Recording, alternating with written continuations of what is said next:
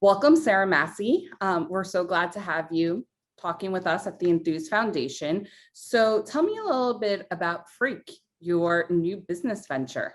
Yes, thank you so much for having me. So I'm Sarah Massey. I'm one of the co-founders of freeQ, which is FREEQ, Freedom for Queers. And we have created our own brand new platform with our own video conferencing. So similar to what we're on right now as we're recording, but commercial video have artificial intelligence installed and they can spy on recordings such as this. And ours does not. So what's really different about the freeQ video platform is that we are artificial intelligence free. We are biased algorithm free.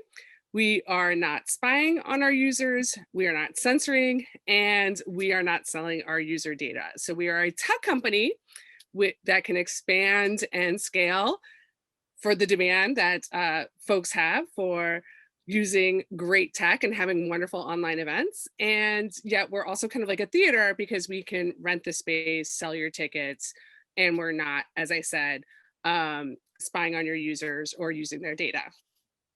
Great. So why did you find that this platform or this service was needed? Okay, yes, and I don't know if I specified that. Well, I said freedom for queers, but we are specifically working with the LGBTQ plus and sex positive communities. And so during the time of COVID, we were thinking about, well, how are people going to maintain connections at a time when it's really hard to do so? And when we looked out into the world of commercial tech and commercial social media, what we saw was on the social media side, a world that can be very hostile to LGBTQ plus people, not just the censorship, but online bullying, and just, a non-understanding and also a censorship of the body. And then for the commercial tech, as I said, around, using video, if you're going to have something that might be an intimate time, I don't think you're going to want artificial intelligence spying on you. And then most of the commercial tech has very stringent rules about what you're allowed to do and what you're not allowed to do. And Hmm. so for me, as an LGBTQ plus person and a sex positive person, if I want to take off my clothes at a dance party where I'm invited to do so and everyone's consenting and everyone's 18 and over, I certainly don't want the technology telling me that I'm not allowed to. So selfish, these things, this is what happens. Necessity is the mother of invention. There was no alternative out there. A year later into the pandemic, we still are the only tech company that is allowing for nudity and play behavior and as an aspect of the events that folks book with us. Wow. That definitely seems, talking about connection during the pandemic, and that was sorely lacking. And thinking about the LGBTQ plus community, it's definitely a great platform and service that you are able to provide. How are you guys funded? Okay, so we self-funded thus far. And there will come a time very soon when I will be asking investors. So we self-funded. My co-partner Riley Lamy and I both put up capital to develop the software and also to do our marketing and to do all what we needed to do, our legal, everything that you need to do to start a Right. business, we did ourselves. And we're both entrepreneurs. So we're not coming at this totally cold. This is my third business. Wow. Riley owns his own tech company as well. So we weren't coming at it like just kind of fresh. We definitely had some of the structure in the background. And then, as I said, now that we're in earnings, so if you're watching this, we've already made back everything that we've invested, and That's the future is amazing. bright. Yes, Amazing. future is And super bright. in a Yeah, little bit more than a year. That's great. yeah, just a year. Just a year. We had our first ticket sale at the end of May 2020. We're now just 2 weeks into June 2021. Because what we've also done is we're meeting the needs of a population that also understands I'm going to take my virtual tech money. Where am I taking it? Am I taking my virtual tech money to an LGBTQ plus company who is centered on my community, who is going to offer my event this weekend? Like this weekend, we're doing Juneteenth events. And while we meet that population at their event, we can also turn around and say, hey, do you want to go to queer yoga? Do you want to go to a dance party? Do you want to go to XYZ that we're offering on the platform in partnership with other LGBTQ plus and sex positive leaders? So we're a platform for events, but we're also kind of like a social media too, and definitely a place where you can meet up. That's amazing. And so two things here that I want to follow up on. One, you mentioned two other businesses that you started. I would be remiss not to ask you about those. So that's the first question. And then the second question, I would love to hear your strategy for when you do go out to investors and how you plan on presenting this, just knowing that VCs and investors sometimes have a certain mentality. And being able to approach it with a platform that is definitely diverse and definitely maybe a little bit outside of their comfort zone. So first, tell me a little bit about your two businesses, and then we can talk about your strategy with going to investors. Sure. So Massey Media LLC, I first started in 2005, incorporated in 2008, still own it, still use it. So Massey Media is a public relations company with a focus on social justice and progressive politics and the arts. So when you Google me up, you'll see a bunch of quotes about voting rights and labor rights and LGBTQ plus rights. And that's me doing my public relations work. And I still have some work there. And then my second company, which is a little bit on hold right now, but I can really envision coming back with freeQ. It's called Yes, Please, More, Please. And it's about aphrodisiacs. Oh, okay. Yes. And about how the power of aphrodisiacs can facilitate couples connecting. So I'm really into communication and connection, and developed a whole recipe book and a product line. And that's just a little bit on hold right now for all those out there who want my aphrodisiac cookie. It will come back. But I could definitely see when we get to events, in real life events with freeQ, that aphrodisiacs can be a part of that. And then, yes. And so then freeQ, we developed in April of 2020. And so, yeah, I mean, so first of all, I'm an LGBTQ rights activist. I'm a social justice activist. You can see me on my Harley at the front of the Pride Parade and at the front of the protests, and arguing for equality and inclusion for LGBTQ plus and all marginalized people. So the idea that I might not be the stereotype of the typical tech founder does not intimidate me at all. This would not be the first time that I'm kind of entering a new space where folks might not see me as a natural.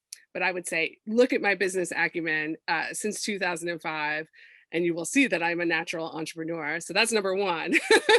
Number two, I think that we have a huge advantage over kind of like the typical Silicon Valley, in that in me, you have a PR person, a marketing person, a persuader who teamed up with a tech CFO co-founder who's a brilliant guru on developing what we need for this project. And so we kind of like unlikely bedfellows, and I think that makes a business stronger. He's a trans man. I'm a queer woman. Do you know any trans and queer woman-owned tech companies? I think we might be the first. And the other thing about us is that we're a year ahead of the competition. We heard at right at the beginning of COVID, oh, I'm going to develop a new platform. I'm going to develop something secure.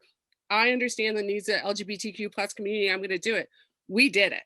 And we've been operating for a year. We've hosted over 100 events. So I would also say, look at our track record.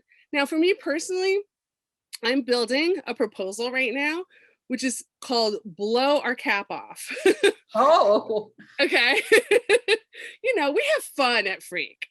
absolutely. So, and it might be for a sponsor, it might be for an investor, it might be for someone who wants to gift me $69,000 to blow the cap off. And what this means is right now, our freeQ system, if we wanted to operate more like the platform I'm on right now, this platform, Zoom, uses servers that it identifies will give your computer more operating optimization, not just one server. It's got servers everywhere. So we want to, at freeq, duplicate this concept so that when someone's local server, local connection is a little bit wobbly, we get them more resources where they're at.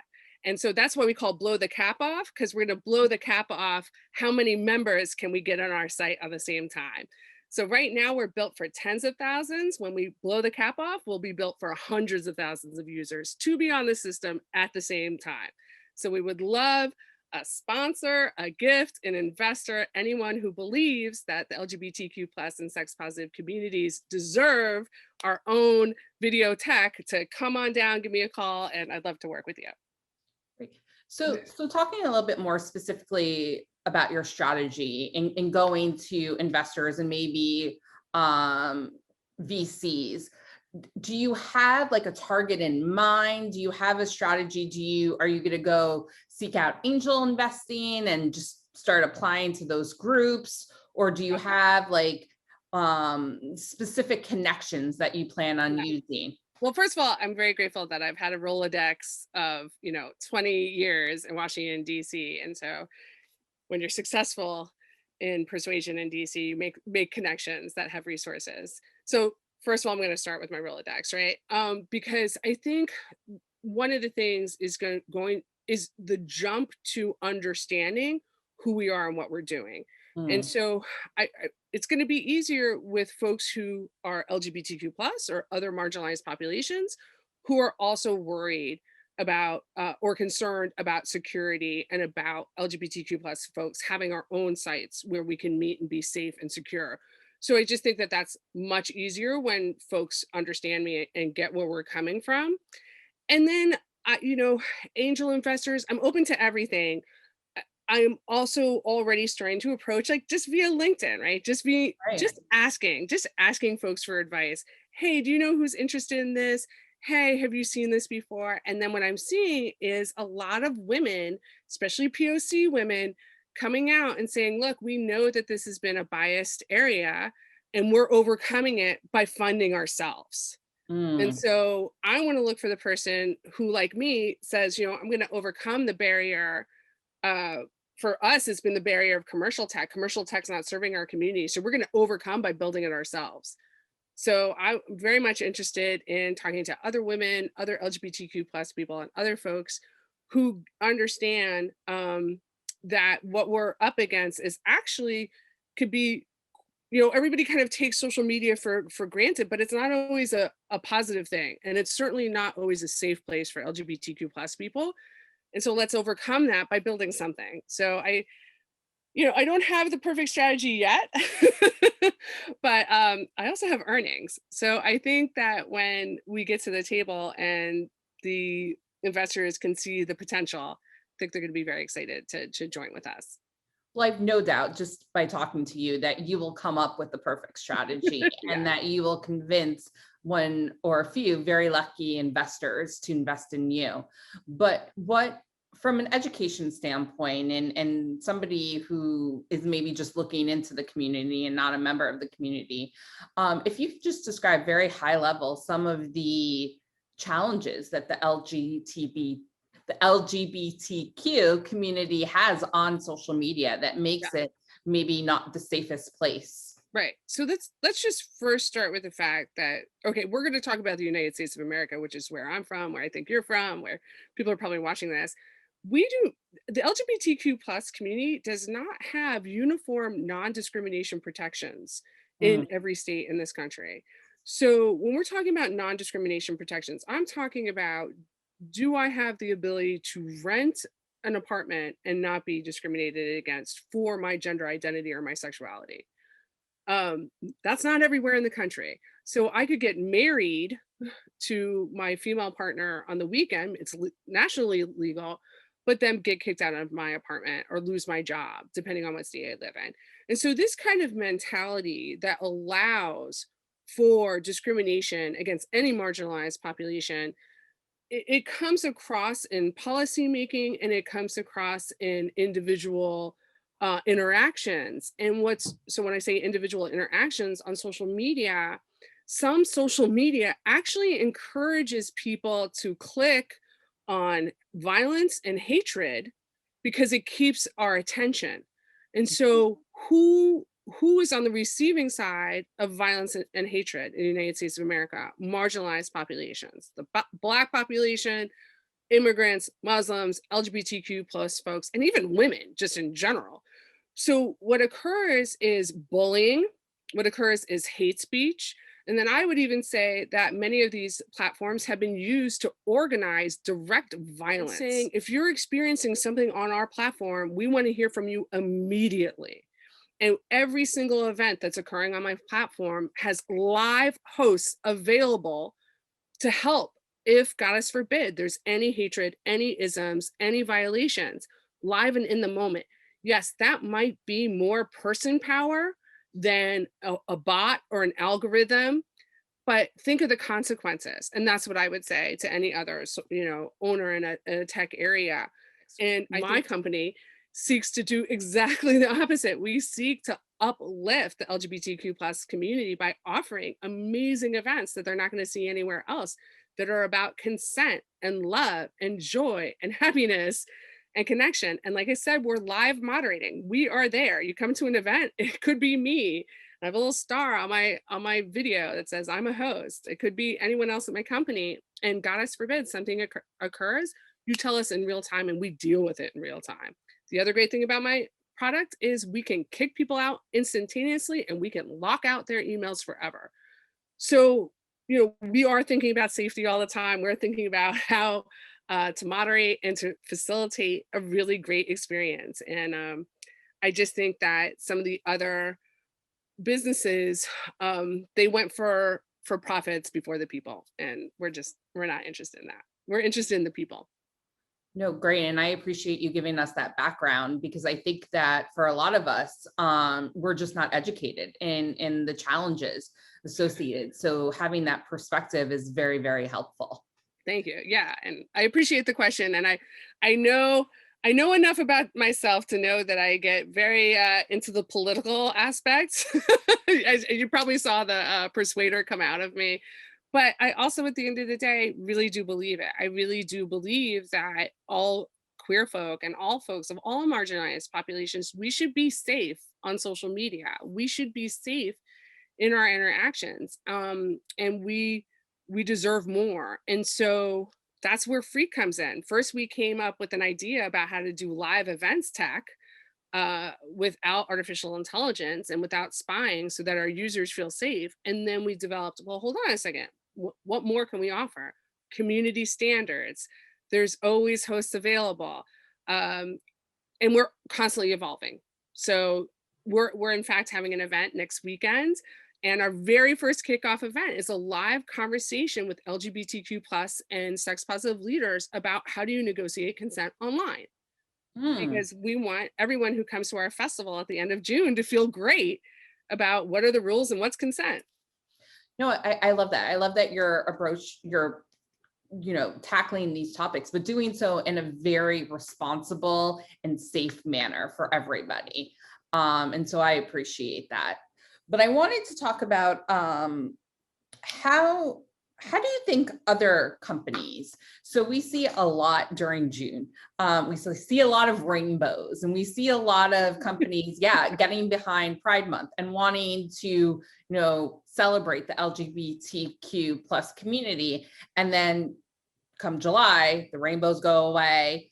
All of that goes away. So how do you think other companies and other businesses can engage authentically with the LGBT plus community year round and not just in June? Not just June. Well, first of all, I want to say that, if when I was, 13, 14, 15 and seeking to figure myself out, if I saw a rainbow flag, I was a happy person. And so I just want to give praise on every company that is flying a freeQ flag, a rainbow flag, even if it's just window dressing, because it does impact people. So I want to just say, first of all, seeing a major company out there with a rainbow does impact and make us rethink our biases against queer people.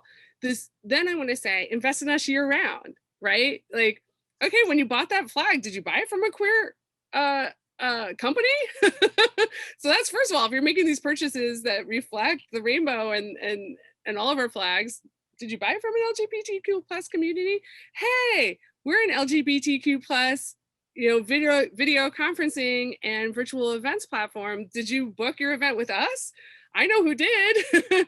But you had the opportunity to put your money where your mouth is. So I would like you to do that. And then it is a year-round thing. And so I think in the diversity offices, in the HR offices, I think we're getting to a place where employers understand the benefits of hiring a diverse population. And so that's what they can do year round. If you're a mega company like Amazon or Walmart, I'd love to see your diversity statements. And are you putting your money into your employees? Are you bringing along employees in an inclusion program?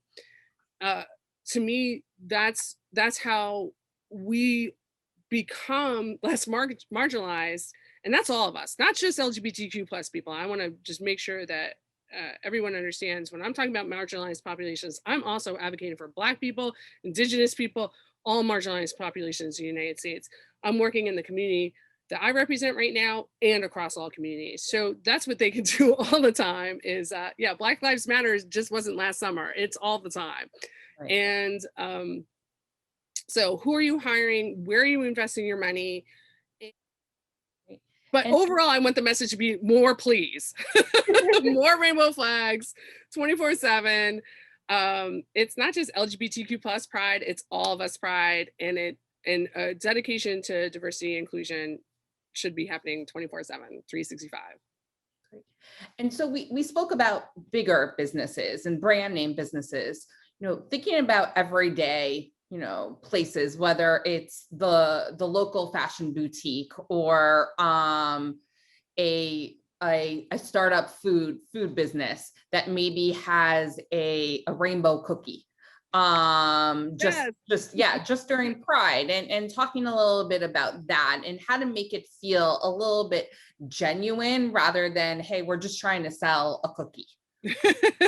Well, right. It would be, this is, I think that any business can put out a message in June that says, yes, we're flying our flag for June because we want to celebrate your accomplishments. In the next 11 months of the year, we are going to be supporting those Yeah. accomplishments. And really, I still think that we're at, a lot of people, let me see another thing, like in LGBTQ marriage equality is a huge, huge, huge win. And it's super important. And we're still fighting for it. It's not the only win. We deserve full non discrimination protection. We deserve inclusion. And we deserve that to be global.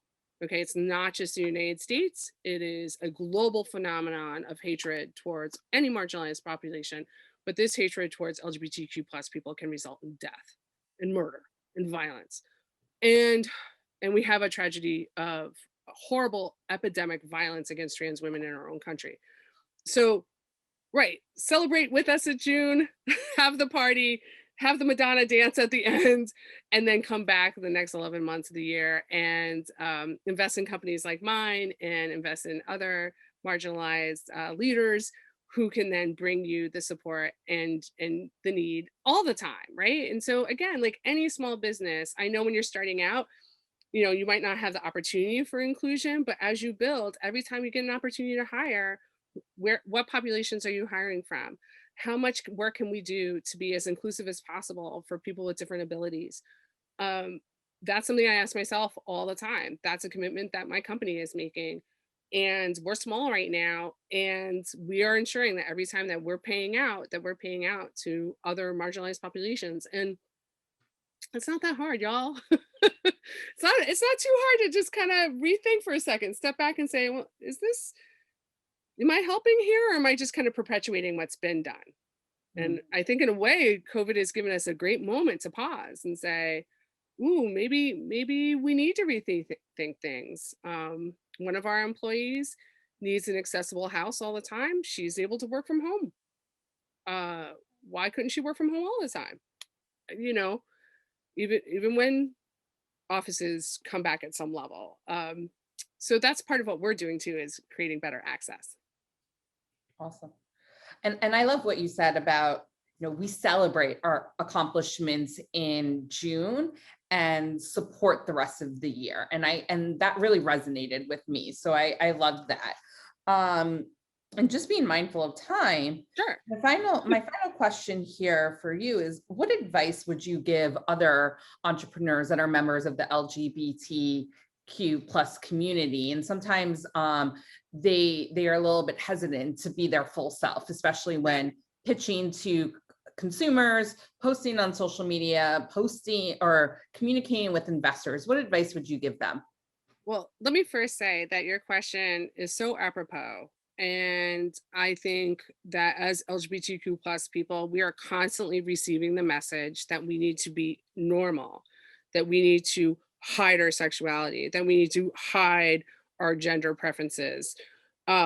And I think that that is a complete disservice to all of humanity, because I believe as LGBTQ plus people that it's our uniqueness and our amazing connection to ourselves and our expression that makes the world better. I really believe this. I really believe that the future will be better when LGBTQ plus people are able to come up with the solutions, because it's through the struggle that we have the solution, right? So it's through the struggle of the social media being unsafe for LGBTQ plus people that my partner and I came up with the solution. Well, let's make our own technology and then let's program it with joy and fun. And it's through that struggle that we created the solution that is now so clear to everyone who gets to know me. Wow, this is a wonderful product, a wonderful technology, and a great thing to do.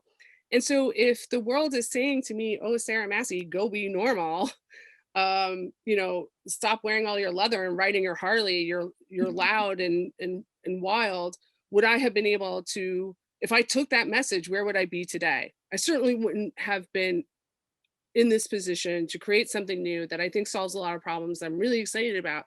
And so for any LGBTQ person who's watching me right now, I would like to say, first of all, I love you.